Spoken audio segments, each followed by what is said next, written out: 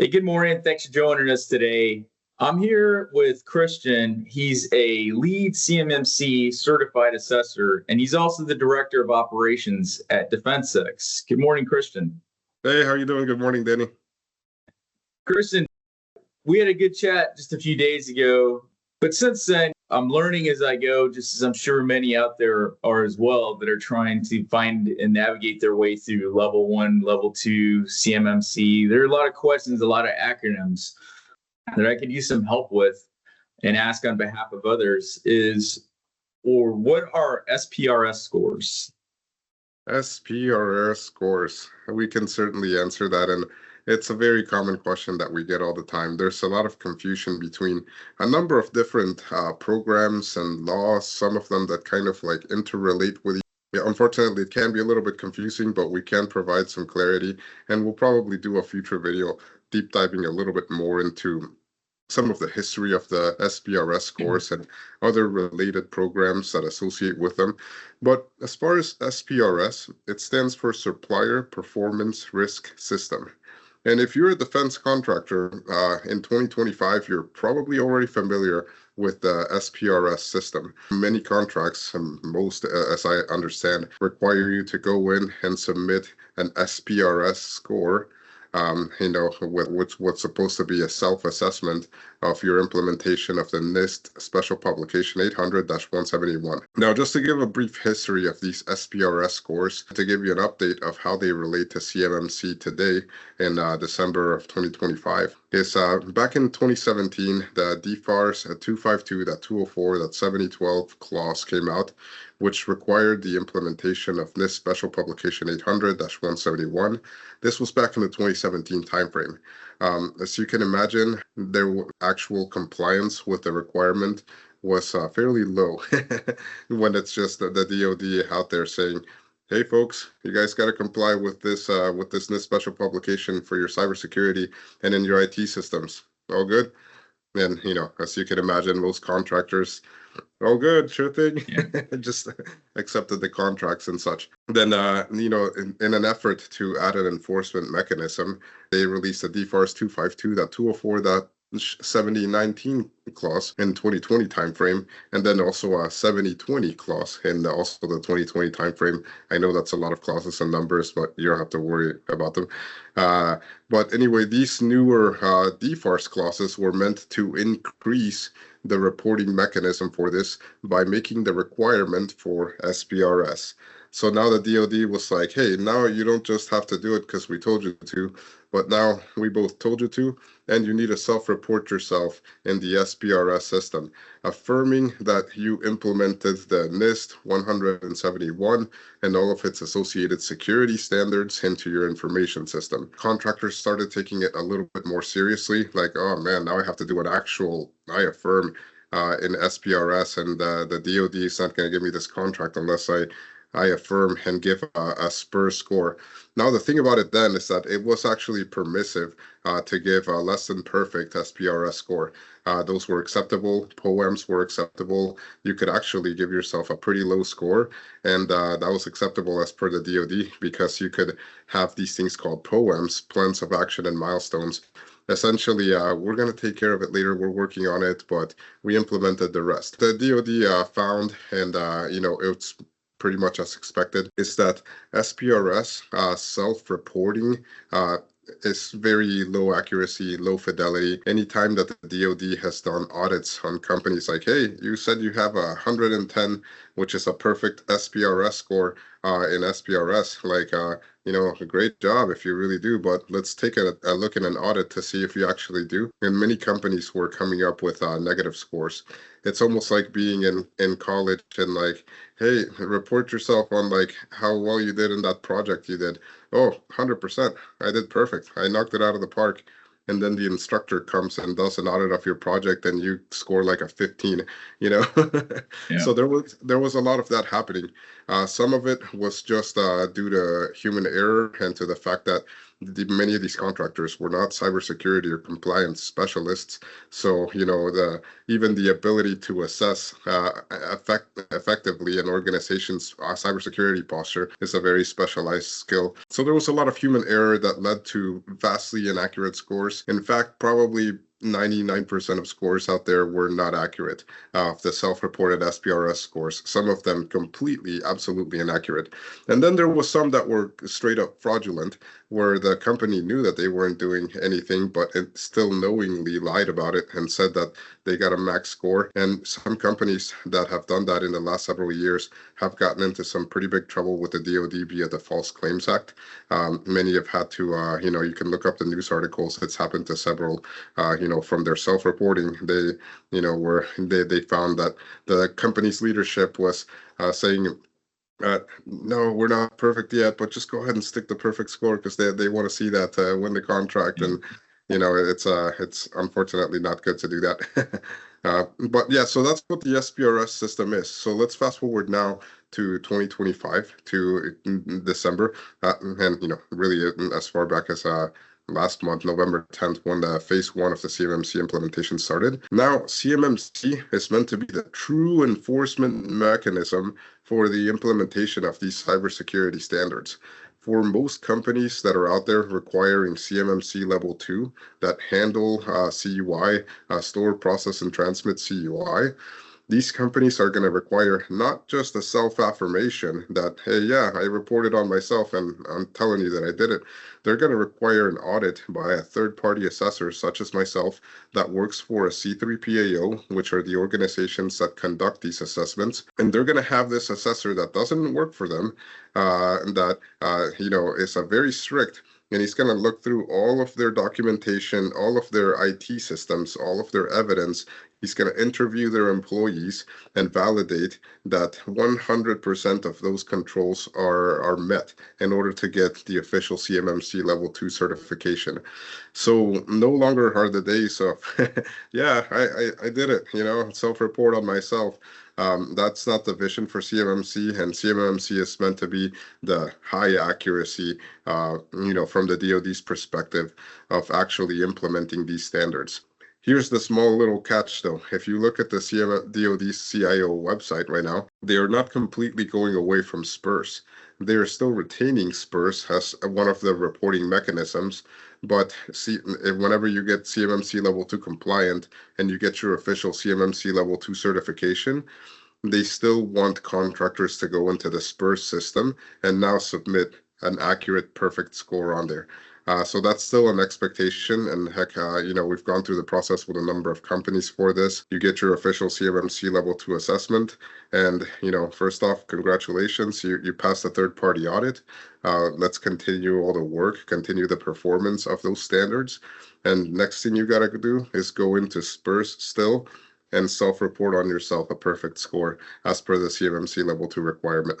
So I hope that brings a little bit of clarity on where SPRS currently is, how it came to be, and how it relates right now in the world of CMMC. We'll do a further call and take to get more in depth into some of the other different programs that also relate to this. Christian, thanks for explaining that. That's first. I didn't realize there was that much build-up history, going back 7-8 years that led to this, and then it was a follow-on action. So I think that helps, because that wasn't just a 2025 or 2024 thing. That was way left of it, and there's a reason why it came. And you mentioned too that official certification. I just have to imagine we're in phase 1, and I'll do some research, but I just have to imagine that once we're past phase 1, that official assessment is probably going to be a requirement to bid into whatever work it is that you're doing. I would expect that would be some sort of prerequisite to get into eligibility for bids. So Christian, thanks for unpacking that. There's another set of acronyms that I think I would do better at understanding what I'm looking at or the services I need. So DefenseX is a CMMC Specialized MSP. But then there's this other person, entity, or process called the CP3AO. Can you explain what the CP3AO is in relation to MSPs? Is it first this, then that, or do they work together? Can they be the same thing, or what is that? Yeah. So first off, I know that the acronym is really hard to say. It's a C3PAO. Uh, a lot of people will immediately think of C3PO from Star Wars, but a C3PAO is one of the organizations that has been certified and designated by the Department of Defense and accredited through the Cyber AB, which is the accreditation body, for conducting official CMMC assessments. So at some point, most companies requiring CMMC Level 2 are going to need to do official certified third-party assessment. And kind of like the name C3PAO implies, certified third-party assessor organization. So these organizations will come in with a team of assessors, such as myself, of certified assessors, and we will do a full assessment for your CMMC Level 2 implementation for your organization. I've done a number of these assessments for different organizations, always look a little bit different, and it's a lot of hard work doing an assessment as well, pretty tiresome, very tedious work. We're inspecting the policies of that organization. We're making sure that the behavior and they have evidence that they're actually doing what the policies are saying. We're making sure that their IT systems are configured to the way that they're saying in their policies that they're saying. We're making sure that all of the different practices associated with the NIST 800-171 revision 2 are fully met with every single assessment objective. So as you can imagine, it takes a minute to do this and a lot of specialized work. But ideally, at the positive conclusion of the CMMC Level 2 assessment, the C3PAO will award the organization CMMC Level 2 certification, which the C3PAO then uploads into a special system for the DoD to track. It's called the EMAS system. And then the DoD, the contracting officers in the DoD will all be able to track, this organization, Company A, they have a CMMC Level 2 certification. It's right there in EMAS, and it's valid for this many years. And that way, contracting officers will be able to award contracts that have that requirement to that company. So that's what a C3PAO is, distinct from a MSP, which is a managed services provider. Okay. If I could also follow up with that question, you had mentioned evidence. So what a C3PAO is looking for is, okay, you're structured, you have the rules, you have the procedures, you have the policies in place, the training, and the personnel certified with certain authorities or certain responsibilities in that, that contractor does. But when you said evidence, in a different life, I used to work a little bit into financing, and we would use the term exhibits. So is that what evidence is? I need actual proof of what it is that I am saying I do. That's an exhibit. That's the evidence. I actually need tangible proof. Is that a screenshot? Is that written policy? Is that signatures? Is there assurances? What is evidence, or what is a piece of evidence? Evidence can take all sorts of shapes and forms, but it has to prove your continued performance of that practice for whatever that practice may be. For some of the NIST 800-171 practices, some acceptable evidence in many cases is a screen share of an administrator showing us the configuration of their IT system. I know we've done that a number of times, like, hey, show us where multi-factor authentication is required for all of your users. Then, they crack open whatever IT system they have, walk us through the configuration. We validate, maybe do some spot checks with a couple of the users. All right, hey, go ahead and log into the system. I want to see it prompt you for that multi-factor authentication. And then once we get sufficient enough evidence for that particular practice, whatever it might be, then we're comfortable, assigning meds. We make notes.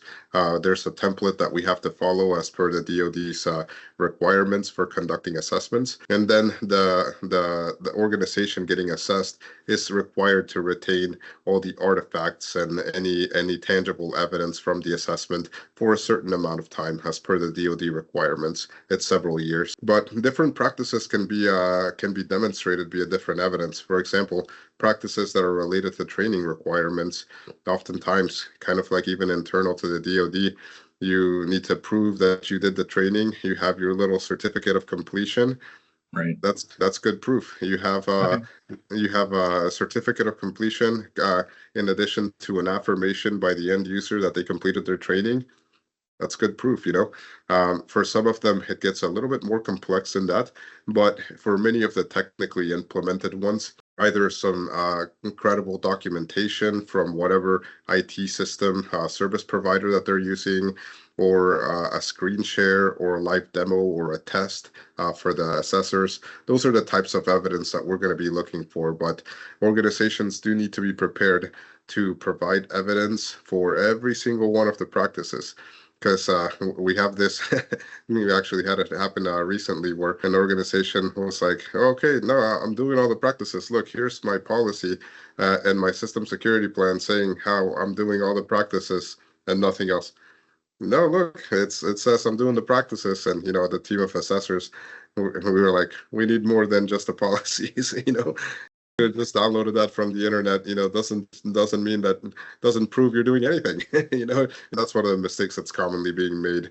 And I think, organizations will learn more that evidence is required.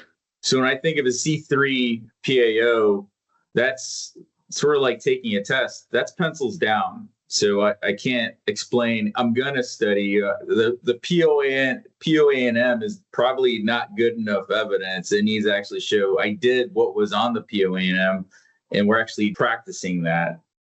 Is that accurate? During the official assessment, in some ways, it is an open book test. You can't go and generate new things or make changes during the assessment. Like, oh no, we didn't do that practice. Let me go do it real quick. That's not a valid route. Unfortunately, we're looking for METs for not METs. We're looking for evidence of continued performance. And so if you can't provide those items, then you're probably not ready for the assessment. For many organizations, we like to even over provide evidence to the assessment team. Sometimes we often just give them more than they actually need or require, just to be on the safe side and to make sure that they're very comfortable going into the assessment that it's gonna most likely have a positive outcome. As a lead CMMC certified assessor, you've had a peek at the test, or it's not a secret what the checklist is, but the perspective of an inspector, what they're going to look for. So a client or a customer selecting DefenseX with someone with your certification, it's a wise choice. You're at the top tier of what an MSP provider can do. Can you explain what that means? So where in the rack and stack of certifications or abilities does a lead CMC assessor measure in other credentials? I will say that many MSPs out there, even ones that are claiming to offer CMMC implementation services, many of them are realistically pretty new to it, and it's very rare for them to actually have certified assessor on staff. I haven't run into many MSPs that had that. At best, they had a couple of registered practitioners, which that's definitely a good certification to have, but it's probably insufficient for the scope of work that these individuals are doing. I mean, it's like the difference from somebody that did a one-day training to somebody that's been in the industry for years and that did numerous weeks of training, numerous tests and other certifications, as well as ourselves having participated in official CMMC audits. So these assessments that we're conducting, we know exactly how assessments are done, exactly what type of evidence the assessors are looking for, what the kind of standard is that everybody is feeling pretty comfortable with as far as evidence collection requirements and such. And so I do think that gives us a significant competitive edge at DefenseX, because we tailor the implementation of our CMMC implementations for different organizations exactly to provide all of the evidence, all the hard evidence of the practice that we're doing on behalf of our clients to tailor to getting a CMMC third-party assessment. So whenever they're ready for an assessment, Not a surprise what the assessment is going to look like to us. Not a surprise what type of evidence we need to provide the assessors. We're in a very good posture to be able to know exactly what's coming and to be able to prepare to that exact standard. Let me take an attempt also to try to paint the picture with an analogy or a story. So if I understand correctly, you being a lead CMC assessor, if I'm thinking of, say, like medicine, we've all been to the doctor, we need doctors, basically done residency practice. You've been in hospitals, you've seen what operations are, you've seen procedures done, and then rewind the clock and go left of it. Let's say you're a knee surgeon, or you have a client that needs knee surgery. You've already seen what operations look like in the operating room. So you're going to do physical therapy and strengthen that, the muscles, the ligaments, the tendons prior to operation, so that when you go into surgery, because you've already seen what the doctor or surgeon's going to do. Is that sort of what you've had an eye on versus, say, hey, I'm a physical therapist, nothing against physical therapists, I'm a physical therapist, but if I chose this physical therapist, he or she that has not been resident trained wouldn't prepare that patient, or in this case, a client, as possibly as good as they could have been for when it came to actual, surgery time. Is that maybe an off analogy, or does that make some sense? No, it makes sense. And yeah, just like we mentioned, like there's nothing new for us preparing clients for the CMMC assessments, and whatever the assessment is coming up, we know exactly what's going to be required of that assessment. Yeah. We know how to provide even prepare the assessor team with the evidence of that implementation even weeks ahead of time. And what you'll find is that organizations that we service, that as they go through the CMMC Level 2 official assessment, those assessments will tend to be shorter than many other organizations, which is because we are able to provide almost all the evidence that we know is going to be needed anyways. And then we're happy to provide any more that's needed that, any assessment team might want. We know what that standard is. We know what's getting done out there by these C3PAOs. Many of them are familiar with our processes and procedures and with our implementation baselines already. So that they already know what they're walking into whenever they're coming to do an assessment for one of the DefenseX clients. Christian, I think this is our last question. So there's a level of ethics and accreditation, and I see a badge or a tag out there of CCA. Can you explain CCA and maybe what the ethics and accreditation is for the CMMC or MSPs? What does that mean? So similar to many other industries that have some kind of a certified profession, kind of like doctors. Not just anybody can go out and say like, hey guys, I'm a doctor today. Like, let me do knee surgery on you. They need to actually be certified through their respective certification boards, have a certain level of education, have met all these different requirements. So it's no different with CMMC. The DoD was very careful that the assessors and the individuals that are going to be supporting and assessing these companies, that they meet some very rigorous standards.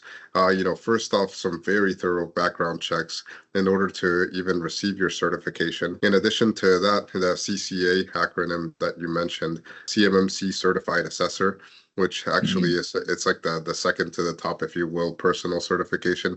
The top one is the one that I have assigned with being a lead CCA, a lead CMMC Certified Assessor. And there's not many of us throughout the world.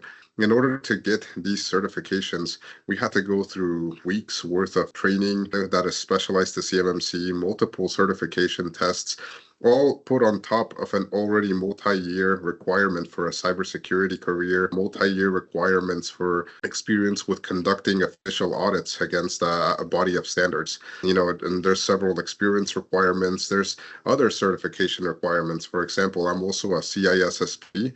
It's a very prestigious cybersecurity certification. And in order to be a lead CMMC certified assessor, you have to actually have some other cybersecurity certifications as well. It really brings some demanding requirements for who can be a CMMC certified assessor, who can do these audits, which is a good thing for companies getting audited, because it's not just some random person that has no clue what they're talking about coming and doing an official audit on behalf of their organization. And all of the respective and certifications associated with CMMC have some kind of a requirement, but the requirements vary. Just a normal CCA are different than those for a lead CCA.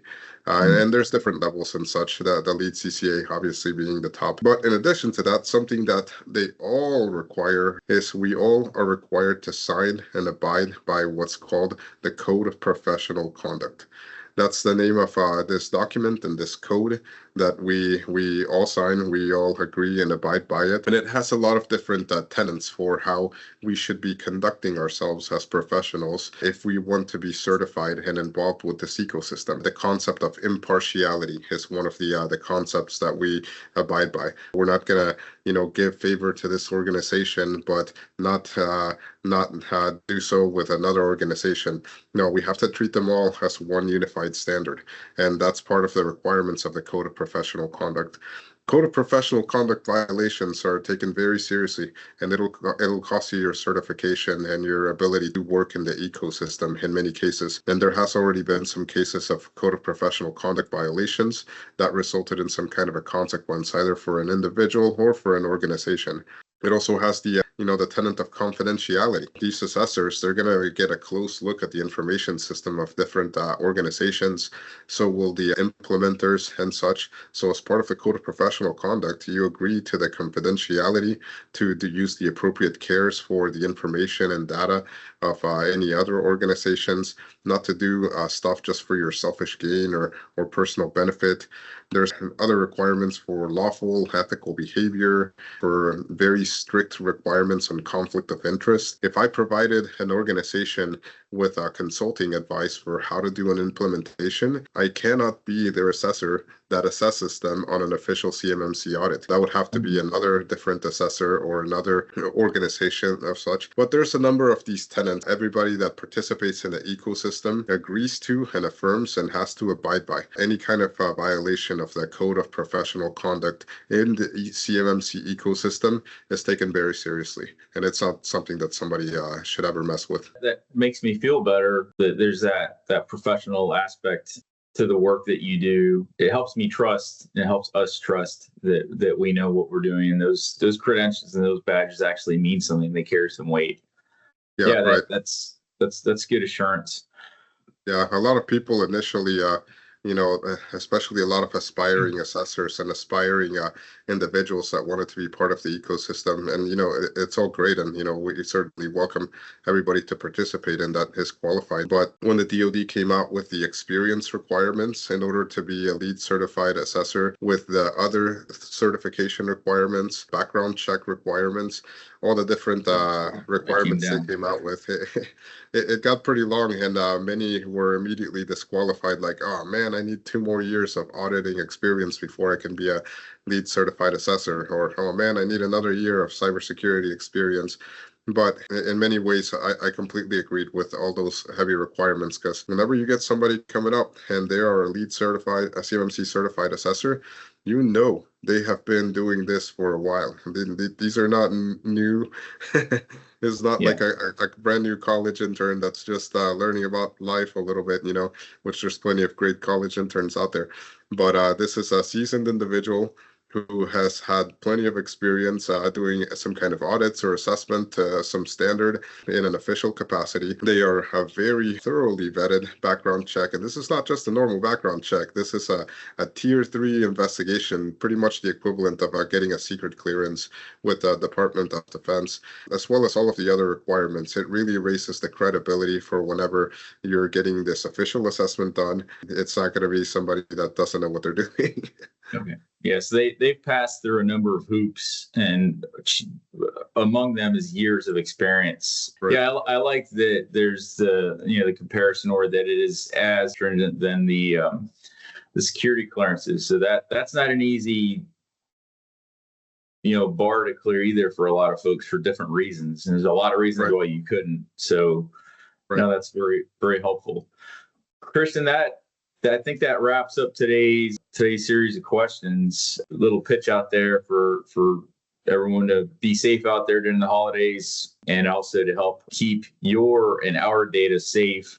Make sure you're compliant, taking the proper procedures. And if you haven't begun yet, please reach out to Christian and the team at DefenseX. And if you're a contractor out there and you're trying to figure out this whole CMMC requirement, the different components of the law, what all you have to do, whether a practice is being adequately met by your organization, give us a call and schedule a free consultation. We'll talk to you. We'll walk through the requirements of your organization with you. Potentially, if we're a good fit for one another, it'd be an honor for us to help you in your CMMC journey and get you CMMC level 2 compliant and certified. Whenever you're ready for that assessment, we'd love to have that conversation with you.